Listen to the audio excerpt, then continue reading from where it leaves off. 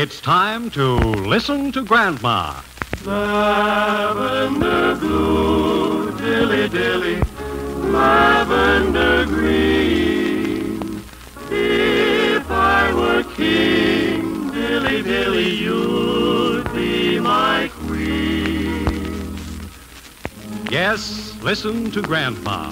Here, ready with wit and wisdom, are 4 real-life grandmothers, our board of genuine experts in the art of living.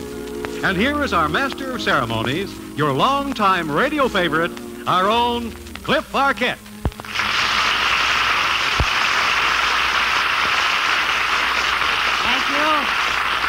Thank you. And thank you, Arch-Presby. Are we all ready, Grandmas? Let's hear them. Ah, the rattle of the teacups. Rattle of the teacups, that's a signal to listen to Grandma. When they get out of line, I sock this beat-up old coffee pot. And they do get out of line, too. Now, I want you to meet the real stars of tonight's show. First, Grandma Smith from... Waynesboro, Pennsylvania. Waynesboro, Pennsylvania. Yeah. Mm-hmm. And next we have Grandma Page from... Indianapolis, Indiana. Oh, good. Uh-huh. A lot of Hoosiers here tonight. A lot of Hoosiers here tonight. And then we have Grandma Morgan from... Hollywood, California. Well. And our special guest grandma tonight, Grandma Cooper from... Helena, Montana. Helena, Montana. Now I'm going to ask Arch to explain just what we mean when we invite you to listen to Grandma. Well, each one of these charming, honored, and respected women is a grandmother in real life. That means that their discussion of the questions sent in by you, the listener, will be based not on theory, but on experience. That's all there is to it. Just write in your question, and then listen to Grandma. There's a specially designed Grandma's tea service, 4 beautiful pieces in sterling silver for each listener whose question is used on the air. Yes, in fact, the first sterling tea service is already on its way to Mrs. Ruth Ingram, 118 Pine Street, Seattle, Washington, who sent in this letter. She says, Dear Grandmas, I'm a grandmother, too. A young grandmother who feels as young as she did 15 years ago. But suddenly my daughter is insisting that I stop dressing so young. She knows my husband approves of my clothes. She agrees they're not cheap or flashy. But she says I should start dressing my age, no matter how I feel. Who's right in this case, or aren't there any rules? All right, girls, start banging away on the teacups. Mrs. Cooper. Well, I believe Mrs. Grandma Cooper there. Well, I think that this grandmother's daughter has a little peeve coming. She probably isn't keeping up herself as she should. Maybe she has some little children to take care of. But she looks down at her dress and thinks, well, I'm not quite so smart, and I don't want Mother to get the best of me, so I'm just going to put a bug in her ear and tell her not to dress quite so smart. You see, she says she's not flashy. She has good clothes. Now, what is the cause? I think it's daughter herself. Now, of course, we're not supposed to talk about ourselves, I guess, but I'm a grandmother and a great-grandmother. Does anybody think I am too flashy? Well, no.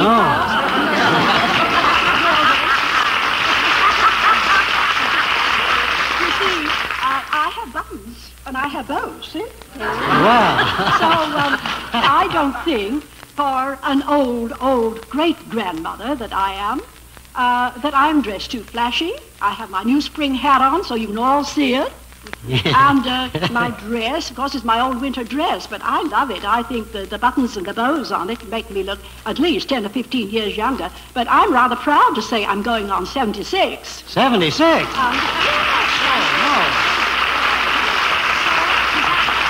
Going back to this, dear grandmother, don't you worry, grandmother. You just dress in your buttons and bows and your frizzy hair and go and have a nice permanent once in a while. Get you a nice spring hat and let daughter take care of her own clothes. Very good advice. How about you other grandmas? You want to elaborate on that a little bit? Well, you couldn't make it any better. What do you mean you couldn't make it any better? Why, she hit every point. You couldn't. That's true. Well, now what about slacks? Do you think that... No slacks. You all agree? No slacks, Mr. Arquette. Well, you know, I've seen slacks on some elderly women, and I wonder why they call them slacks.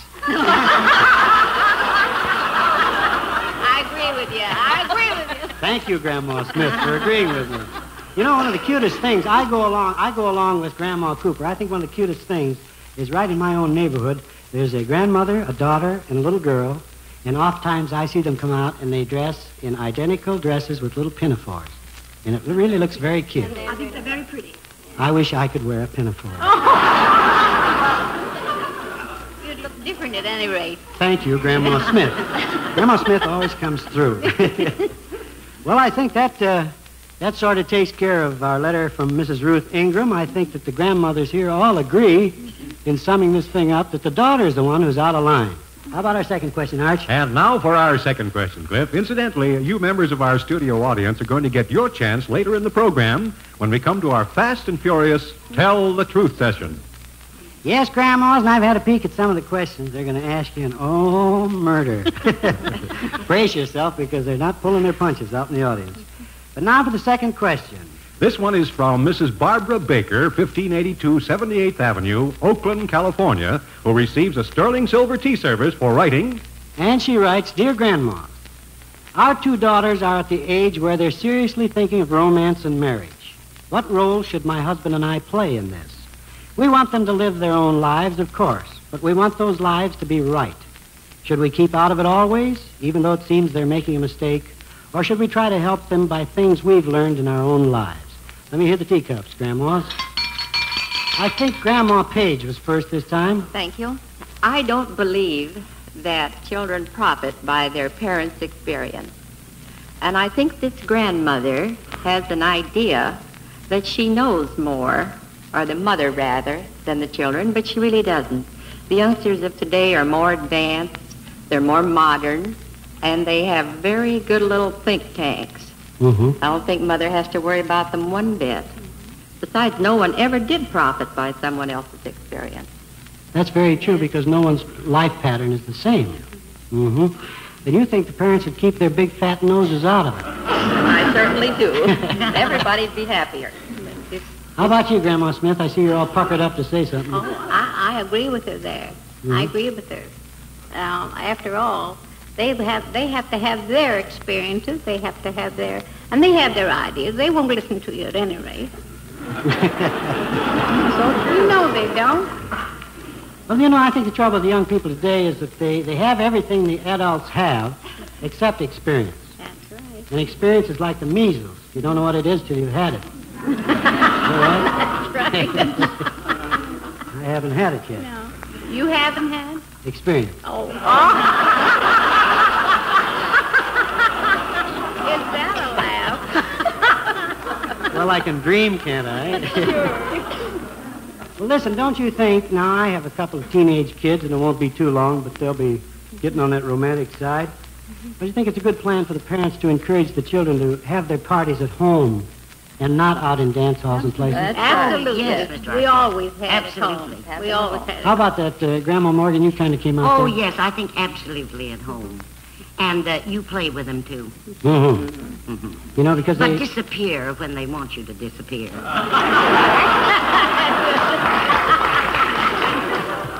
You always know when, too. Oh, yeah. Grandma Smith, take it easy, will you? They don't have to tell you the truth.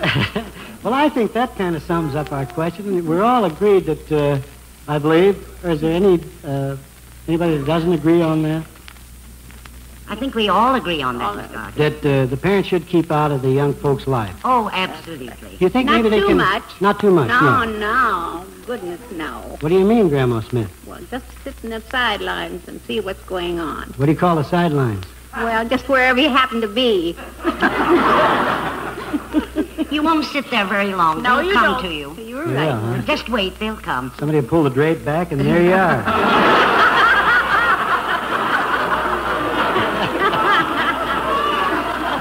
Oh, I know what these kids are talking about. I would like to have a little talk with our guest grandma tonight, Mrs. Cooper. You say you're from Montana? Yes, Helena, Montana. Mm-hmm. And how long ago did you leave Montana? 25 years ago. Mm. How was the transportation 25 years ago? It wasn't quite as elegant as it is now. But tell the truth, I haven't been on a train in 20 years. I have an old automobile, and I go back and forth to Montana and everywhere in my automobile. You do, really? Mm-hmm. Do you drive it yourself? Drive it myself. And you're how old? Going on 76. How about that, and drive your own car? I'll remember that when I'm out driving the next time. You mean to keep out of my way, don't you? To keep out of your way. You always have that car I go loaded. and have an examination every once in a while, and they tell me the years don't matter. It's your ability to drive. That's right. I believe that. I was only kidding Grandma Cooper. But you're a wonderful driver, really. What's that, Grandma Well, Smith? she was putting you in your place, that was all. I love you. You like that, don't you? And you came out to California, and you've been this is your home. This is my home now, yes. Mm-hmm. I came out, my husband was a lawyer, and he's on the bench of the Supreme Court, and they had some legal business out here, and we liked it, and he retired from the court, and we've been here ever since. Isn't that wonderful? And that's what... Tell me, how many children do you have? I have 2 sons, 2 granddaughters, 2 granddaughters? 1 grandson, Mm-hmm. and 2 great-granddaughters. Oh, isn't that wonderful? You have a house full, don't you? They're not all in my house. You have 2 sons. 2 sons. Mm-hmm. What are their names? Arthur, Mm-hmm. he's in business in the valley, and Gary Cooper. Gary Cooper?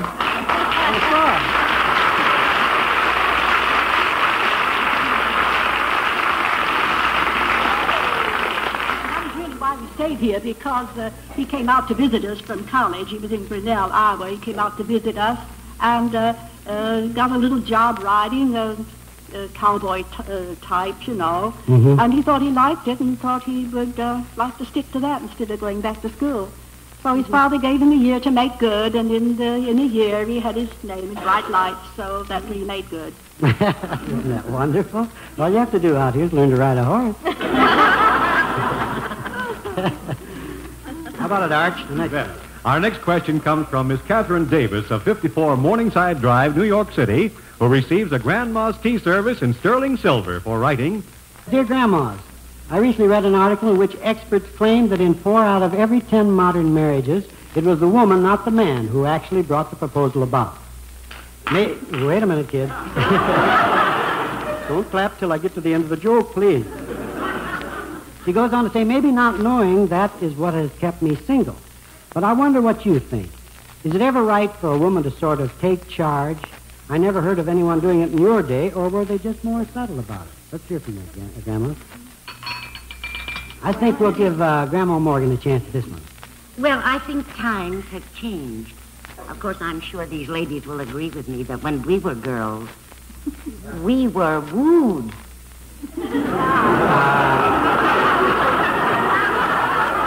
Well, our times haven't changed too much. The girls are wooed now.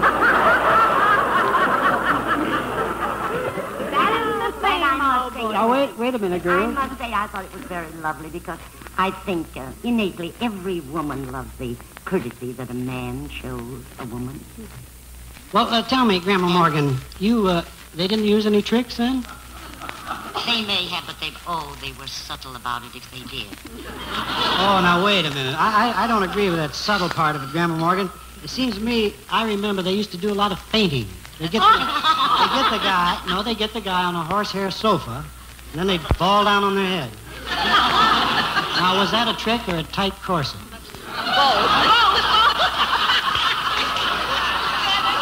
Mrs.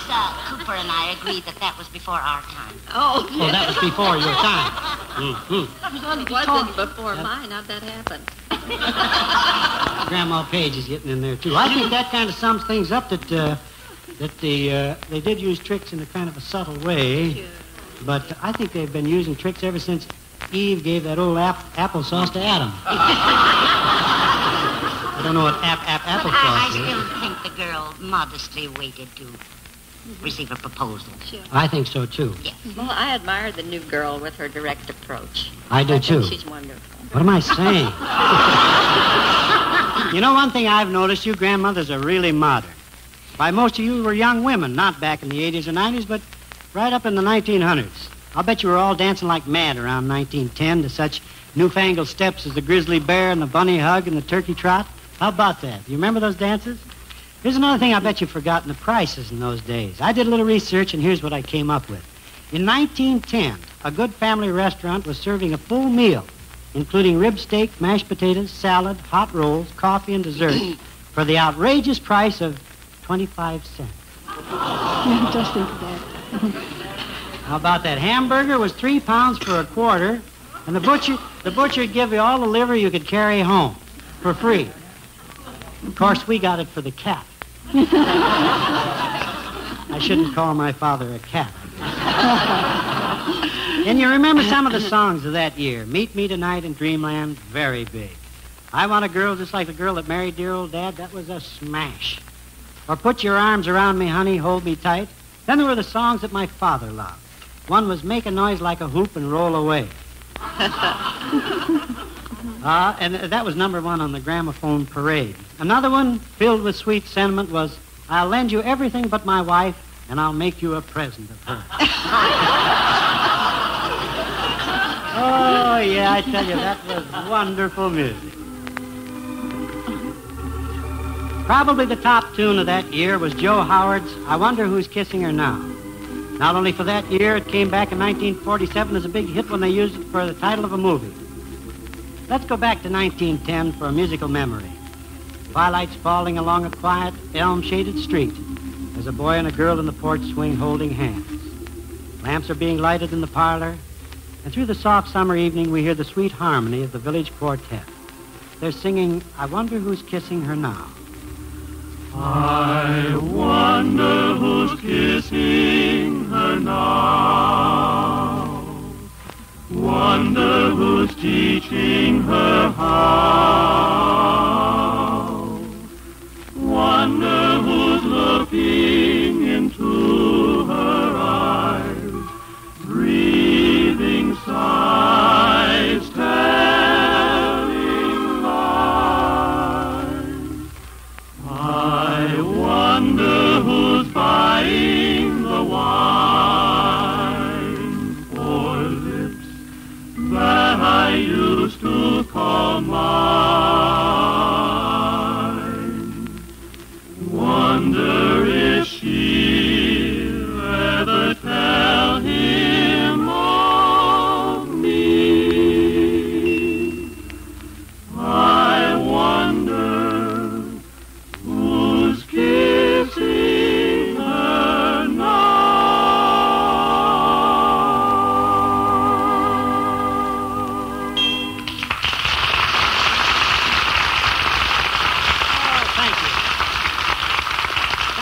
Thank you. That was the 4 grandsons. Ah, that was wonderful. Now, I noticed you girls there were bouncing around a little bit on that same number. Especially you, Grandma Smith. You still... I had it in my home all my life. In your home? Yes. Mm-hmm. With my boys and girls. Where was your home again, Grandma? Waynesboro, Pennsylvania. How many boys did you have? I had 4. 4 boys? Yes. Uh-huh. And I have 3 now. And how many girls? 2 girls. 2 girls and 2 boys? 2 girls. Do you care to give us the name of your sons? Well, there's Frank Landis, Mm-hmm. Mark Carl, and Tom Brenneman. Well, how about that?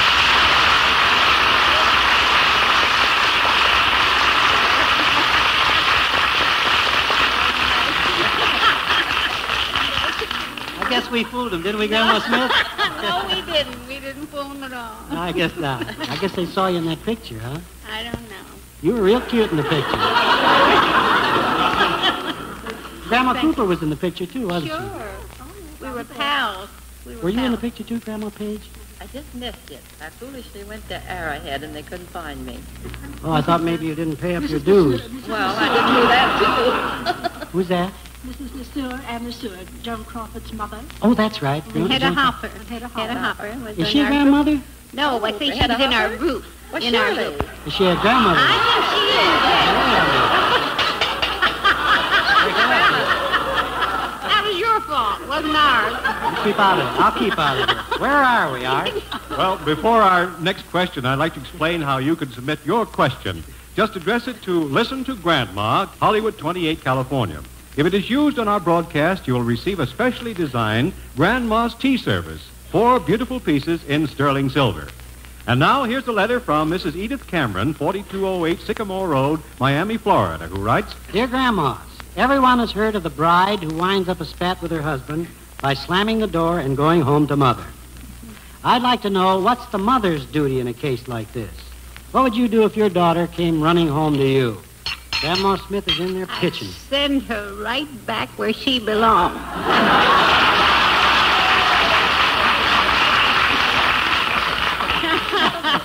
And they could settle up. Don't come to me with their troubles. Don't come to you? No, not at all. They want it that way. And they could come to an understanding. They should have understanding and tolerance and pray hard. And they'll get through. You don't think it'd help them if they just slugged it out in their own house? No, I don't. And wouldn't they just keep it going? I don't think so. Never can tell. Now, I think it's time to go down in the audience for our Tell Me the Truth session. Just before we went on the air, we asked the studio audience to give us some questions. And from these, we've chosen several of the most interesting ones, which the studio guests will ask the grandmas in person. Now, let's see. Let's start here first with Mrs. Bert Schwartz. Let's put our glasses on. Were there any wolves on Grandma's day, and how did she handle them? Were there any wolves in Grandma's day, and how did she handle them?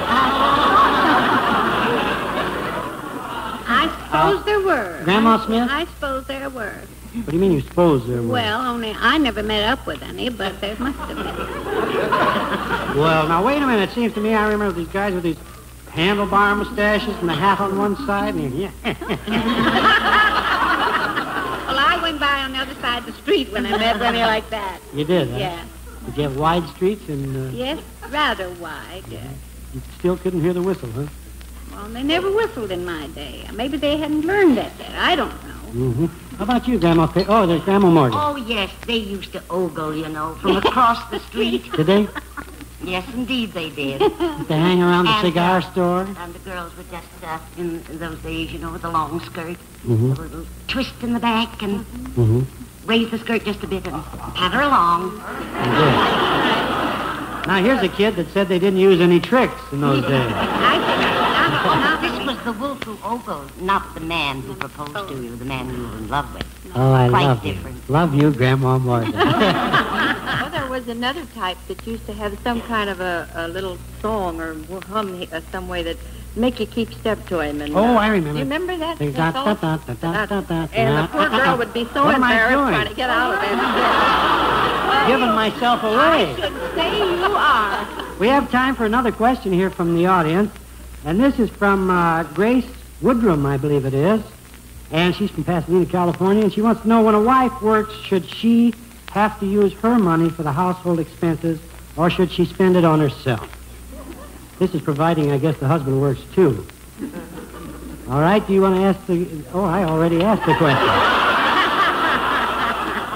That's great, isn't it? You want to add anything to that, Mrs. Woodrum? I believe you've said enough. I said enough. How about it, Grandma? Well, I think they should Grandma have an Smith. understanding and divide up the expenses. You mean he stays home all day, she works, but she should split with him? No, he's not staying home all day. I didn't understand it that way. Where is he She then? earn the living, and Yeah. he stay at home. Is that right? Is the wife the only one working? No, he works too. But I Oh, say that makes a difference. I thought she said they both work. You They mean- should have an understanding. Well, Grandma Page, move into the mic there and tell us what you think.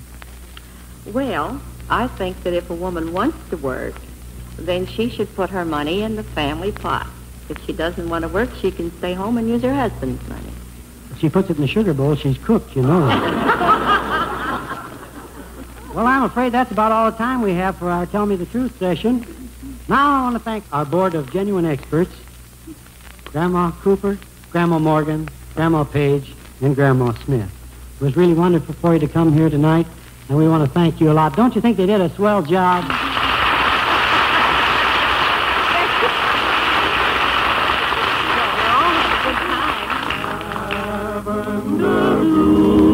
Dilly dilly, lavender green.